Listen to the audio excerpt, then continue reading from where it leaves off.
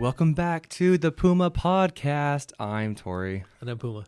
On this podcast, we talk about Jesus, life, and everything in between. And so, guys, I'm so excited for this particular podcast because sometimes I just feel like a fool. But no, we're talking about wisdom, and we're talking about a brand new series on, you want to say it, Puma? Sure. We titled this series Living Wisely in a Foolish World. Living Wisely in a Foolish World. Living Wisely in a Foolish World, and looking at the book of Proverbs, where God has given us, preserved for us, in his love for us, some wisdom for life. And so that's what we're going to be talking about. I think everyone would agree with me. I think I'm pretty safe in saying this, that most of us listening, and including really anybody that I would talk to in life would say, yeah, we live in a world that is pretty foolish and going down a very foolish path. Everywhere you look, whether it's in politics or economics or education or family, or you just pick a category, it seems like we can't find wisdom. We can't find what is right or true or beneficial, that we just... there's just a lot of foolishness in our world. Yeah, there really is. It's like every time I go to Walmart, I'm just reminded, wow, I need to look both ways before I enter an aisle. I was at Walmart this past week, and nothing against, parents with lots of kids, but there were the kids in the cart, and the older brother was pushing with his two siblings in the cart down the aisle, hands off, pushed up to see what they'd run into. And it was in the cereal section, and I was like, wow, I'm like, oh boy. I wanted to stop the cart, but then I thought if I grab this cart of a bunch of children, that might look weird. I was just like, wow. I've done that.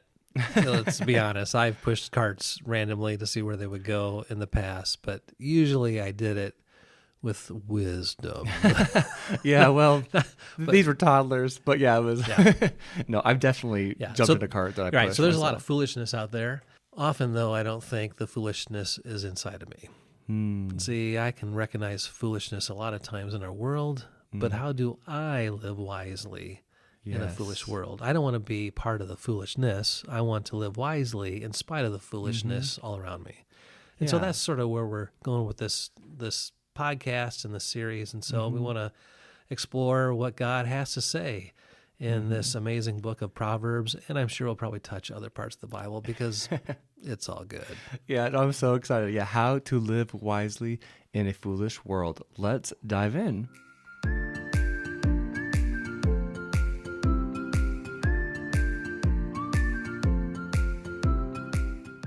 So, Puma, okay, when I say foolishness, when I'm foolish, we all have foolish moments, right? I think a big idea, just when I hear Proverbs, I think, oh, wow, a book of wise things that I should do to X, Y, and Z, and things to avoid for X, Y, and Z reasons. But I think Proverbs really is so much deeper than just a bunch of witty, clever statements. And the fact that it's in the Bible, I think, says something. Because we have Chinese proverbs, there are, old-fashioned proverbs. Well, every culture has its proverbs. Yeah. Right? I mean, we have them in American culture. Right. So what makes the book of Proverbs so special? Well, let's just see if you know some of our American proverbs, Tory. Oh, boy. Here we go. Yeah. So, don't put the blank before the horse. The cart? Yeah, don't put the cart before the... Don't put the cart before the horse. Yeah. So what does that mean? I don't know. Yeah. You've heard it though, right? Yeah, something like that. So a bird in blank is worth two in the bush. Oh, no. My first thought, a bird in waiting. A bird in waiting? I have no idea. No. A bird in... Yeah, I don't know. A bird in hand is worth two in the bush. Wow. Yeah, so what does that mean? I don't know, but I feel like it should be in a fortune cookie. Well, there's a lot of, fortune cookies. Yeah. Yeah, I don't know what that means. Well, we've heard some of these things. I'm sure you've heard this one. Don't throw the blank out with the bathwater. Oh, the baby out with the bathwater. Baby out with the bathwater. Right. Yeah. And I get that statement to not get rid of everything because of some bad things. Yeah. Don't make a mountain out of a molehill. Yeah. Yeah. So it was. Yeah. Don't make something so catastrophic that shit's really kind of minor. Okay. Don't judge a book by its cover. But by its cover. I know that one. Oh, there you go. Yeah. What? Yeah. My brain's getting bigger. Yeah. So what's the wisdom or the behind that? To not be so judgmental at a first glance or first appearance or first interaction. Right. You can't know everything about everybody in one visit, kind of deal. Okay. How about this one? The early blank gets the worm. The early bird gets the worm. Or early bird gets the worm. But I can tell you one. Sure. The second mouse gets the cheese. I was going to say gets the cheese. Yeah. Something it has to be something with cheese. Yeah. The early bird gets the worm. Yeah. The second mouse gets the cheese. Second mouse. Yeah, that's true. Yeah. Well, not the mice that have been in my house. They get the cheese the first time. Yeah, not very. Has some traps that didn't work. Yeah. So does the early bird though always get the worm? No. It depends probably. Situation. I think I get the idea. Like, yeah, you get up, work hard. You get the fruits of being first or getting up early, discipline maybe. Yeah. Is it ever appropriate to judge a book by its cover? I don't know. Yeah. Yeah. I mean, some stereotypes are there for a reason. Okay. Yeah. But yeah, that's questionable. There are outliners, I'm sure. Every culture has proverbs, and proverbs are really word pictures or kind of pithy sayings Analogies. that have a nugget of truth in them, and it's not necessarily that it's going to be true all the time, but it is like general categories. Generally speaking, the early bird gets the worm. Generally speaking, it is true that the first person, is going to reap the rewards. Yeah, reap the rewards, right? So Black Friday, generally speaking, those that get up early are going to get the best deals. Right. Now, is that always true?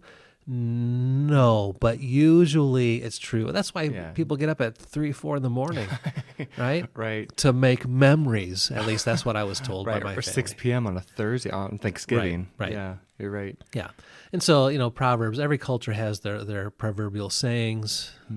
In the Bible, God has preserved wisdom for us through the book of Proverbs. It's in this category called wisdom literature. And it's really... It encompasses more than like these pithy sayings. So the book of Proverbs, a proverb is a general truth statement. Generalities. A statement of truth, a statement of wisdom that is something that you can live by, that you can kind of set your life on. Now, are there exceptions? Yeah. Yes, there are exceptions. There are exceptions. But Proverbs is not talking about the exception. Is talking about the rule or the reality. Now, in the book of Proverbs, there's proverbial sayings like that, statements. The book of Proverbs also has statements of fact or truth. All right, so Proverbs 9:10, the fear of the Lord is the beginning of wisdom. That's not a generality. That's a statement of fact. Yeah. And knowledge of the Holy One is understanding. So in the book of Proverbs, you have proverbial statements that give these general categories like family, money, relationships, time, health, how to live wisely in these categories in these areas. But the backdrop of that is founded on God's actual truth, God's character, God's nature. And so these things are generally true because of the foundational truths of who God is, how he designed life, who we are as a special creation. And so you have both of those at play in the book of Proverbs. So when we read through the book of Proverbs, we get to these proverbial statements like, to discipline your son, and you'll drive foolishness far from him. Well, that is true, but we all know people who really had a disciplined upbringing, right? And the rebellious heart still did not want to conform to that, right? Yeah. But the foundational truth underneath that is that the rebellious heart is always sinful and always wrong, because God is a God who is holy and just, and mankind is sinful by nature and by choice. And so the foundation underneath that. So that's why it makes some of these proverbial statements generally true, and God has laid them out for us. And so this is kind of the big kind of picture of the book of Proverbs. So as we read through, it's like, well, I can find an example where that's not true. Right, but I can find an anecdotal situation where that's not true, but I can find 100 times where it is. And so if I'm going to walk the path of wisdom, this is a way I should orient my life. So we can always find people that did not have a disciplined upbringing, but God grabbed a hold of their heart as an adult and change them. And that speaks to the grace and mercy of God. That does not speak to the wisdom of how they live their life. Right. Yeah. Or the person that works really hard every day and is still broke. It's still broke, right? Right. Yeah, those things happen. And Right. I'm really excited to dive into this book because there are some Proverbs that, man, the context, not even just Solomon, but a couple others who wrote some of the Proverbs in the book of Proverbs, some of the verses are so, they just hit you differently when you get the context. And I think, too, some are just confusing. There's some Proverbs, like, I feel like that contradicts what I just read. So I'm really excited to dive into this book with you and to learn, even with you, the audience, to learn with you guys of just how deep the book of Proverbs really is, but also the question, how do I become wise? Because before we even dive into the Proverbs, before we even dive in really to some of the nitty-gritty, how can I become wise? Everybody wants to be wise. It seems so few are. So Puma, just real quickly, when you think of the book of Proverbs, kind of setting the stage to where we're going, what are some foundational truths of how to be wise? Just before we even read and dissect these verses. Foundational truth, we could start going through all kinds of Proverbs. Yeah, so I think it'd be helpful to put some foundational kind of big picture categories. So as we go through the different Proverbs, you actually have categories, or I'm going to say like hooks in your mind, where to slot them, if that makes sense. Okay, sure. Because so many people read Proverbs, and like you talked about, like the context. So there is a context to the proverb. So like an American proverb, don't look a gift horse in the mouth. What? Is that a problem? That's an old, See, it's amazing. Today we don't. Right, culturally, I don't know what that means. Right. But, So like that American proverb, don't look a gift horse in the mouth. So it involves a horse. It involves a gift. So what's the point there? Right? I don't know. Because how often do we ride horses? I'm going to get on my horse and go to Walmart, right? Right. Yeah. Right? See, we don't live in that culture anymore where there's. That's true. Where there's, horses and whatnot. People still ride horses, but it's more hobby. It's not like a necessity for transportation like it was, generations ago. Right. Culture changes. The Proverbs should change with the culture. Culture changes. Right. My understanding of that proverb. So when when someone gives you a gift, right? They just gift you something. You didn't purchase it. They are gifting you a gift. You are to be grateful for it. True? That's to be grateful for it. There should be gratitude. Right. So don't look a gift horse in the mouth. Someone gifts you a horse. If the first thing you do is look in their mouth to check out, see whether they're giving you a healthy horse or a non-healthy horse, that's a sign that you're not really that grateful for the horse. Gotcha. In other words, don't examine the gift and find fault with it. Right. Critique it first thing. Critique it. Be happy to receive the gift. So, see, but that comes out of now, don't throw the baby out with the bathwater. I'm not sure where the background of that, those kind of things. But that just gives you an illustration. So when you talk about like the culture of a proverb, and so as we look at different proverbs, it was set in a Middle Eastern, context. But a lot of them have, similar things to today. Like when it talks about fathers and sons. See, some of these things are so relatable to us today because they're talking about categories of life. Wealth, gaining wealth or accumulating wealth, 2,000 years ago looks a little different than how we accumulate wealth today. But the desire to accumulate wealth is the same. That's true, yeah. Mankind hasn't changed right. in terms of our preferences and desires that much. Yeah. Mismanaging my time. Stewardship, yeah. It doesn't matter what culture. That's a, so that's what Proverbs speaks to these life categories that are true cross-culturally. That's why Proverbs is so relevant today as it was when it was first written. Yeah. Even though some of the illustrations in some of them, like a lazy man says, I can't go outside because there's a lion outside, right? Well, when's the last time that you were afraid of being attacked by a lion going out to get the mail? Right. not in Iowa. Right. So this gives you an illustration of a proverb. So we'll have hopefully a lot of fun with this as well. But one of the big categories that I want us to understand as we kind of get going here to hang everything, that Proverbs is really depicting a life the life that I live, the life that you live, the life that people live, everyone is living a life. Mm-hmm. Everyone is living through life or walking through life, life, the journey of life. And what God really wants us to understand is that there are only two paths that people walk, the path of foolishness and the path of wisdom. So can I read some things to you? Absolutely. And I'm going to put my glasses on. I forgot I didn't have them on. So for those of you out there, yes, I'm putting on my readers. Here we go.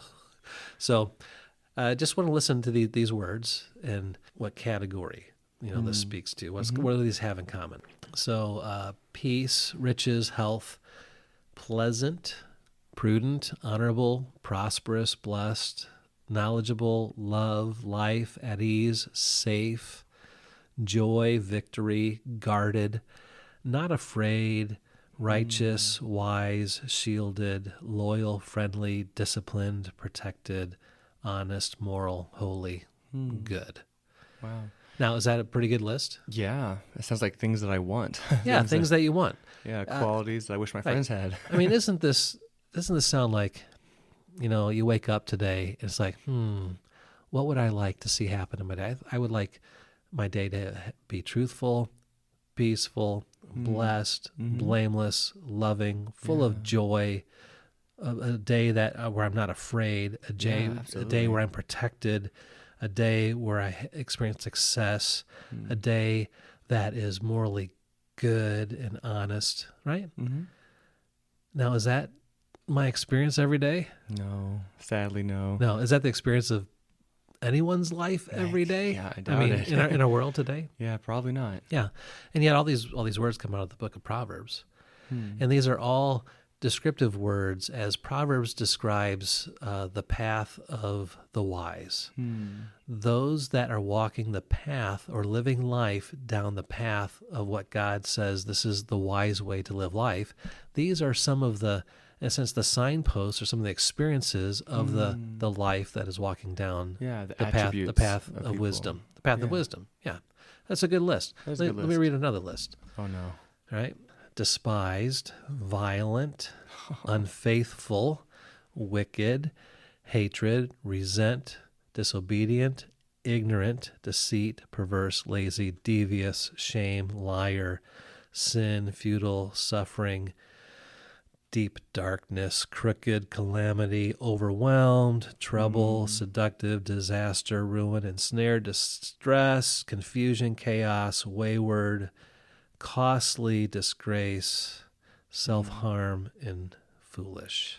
Yeah, those are things I never want my spouse to have or myself to have, someone I avoid who has those qualities. Yeah, and picked all those out of the book of Proverbs from different verses. And that really just highlights the second path. There's two paths. One is the path of wisdom, and these words describe the experiences and the signposts and the things that come when one walks down the path of foolishness. Now, what path do you think God, who loves us, wants us to walk down?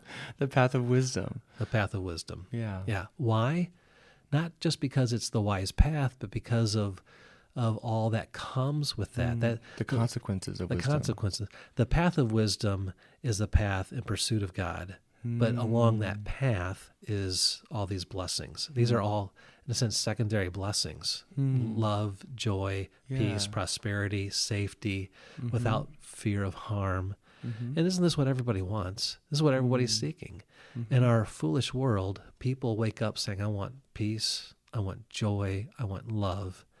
But what they experience is frustration and anger and hatred, not just from without, but also from within. Yeah, you're right. You go to sleep at night and you're just frustrated, sometimes with yourself, with your own choices. You're like, you go to sleep with regret. Why did I make that decision? Why did I chase after that person? Why did I make that financial choice? Right. Yeah. Yeah, no, that's a really good point. And even just listening to those just words, really, those two different paths, one does come with a lot of regret. And I don't think people looking back have ever regretted being wise with their money. Right. People haven't, man, I really wish I signed that terrible lease. Like no one regrets saying no to bad things or saying yes to good things. And yet everybody ends up somewhere. We all end up somewhere in life. Right. And I love how the different paths, the wise, godly path has so many fruits, consequences that are secondary to just being right with God, honoring Him. And the opposite is true too. The path of foolishness is all these sinful, negative consequences. And yeah, as we wrap up here, what's a good application question before we end this podcast? What's something we can take away? Yeah, well, just a couple of verses from Proverbs, since we haven't really read any yet. We talked about them, but wisdom doesn't come out of my head or your head. I mean, anything wise that you and I might say is a direct result of any wisdom that God has put into us or enlightened us or comes directly from God's word, because it all comes from God. Proverbs begins, chapter 1, says that Proverbs are good for obtaining wisdom, for gaining discipline, for understanding, for being prudent, how to make good choices, for knowing how to do what is right and what is just and what is fair. I mean, isn't that what everybody wants? Right, what's right? What's just? Yeah. What's fair? We want to discern. What's fair? Wisdom is good for gaining knowledge, for discernment, right? You see something, how do you discern whether or not it's true, right, real, good, bad, whatever? Wisdom, the path of wisdom, when we are walking on that path, that helps us with those things. For understanding, for kind of deciphering some of the confusing things in life. Navigating. Yeah. And then verse 7 of Proverbs chapter 1 says that the fear of the Lord is the beginning of knowledge, but fools despise wisdom and discipline. In other words, it highlights just those two paths. Yeah. The fear of the Lord is the beginning of knowledge, or the why walking down the path of wisdom involves having a fear of the Lord, and we'll probably spend a podcast talking about that subject. And we'll talk about knowledge and some of these kind of big category words.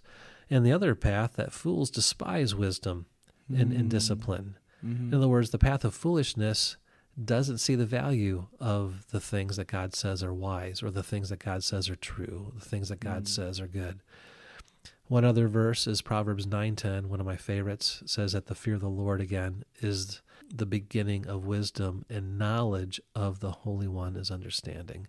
And so really the path of wisdom and the path of foolishness, the two paths that everyone's on, and sometimes we jump back and forth. That's true, yeah. But and we're somewhere along those paths. It's a path. It is an ongoing journey. Yeah. So it's directional. But the path of wisdom is the path of pursuing to know God. Proverbs 9:10, the fear of the Lord is the beginning of wisdom. Knowledge of the Holy One is understanding.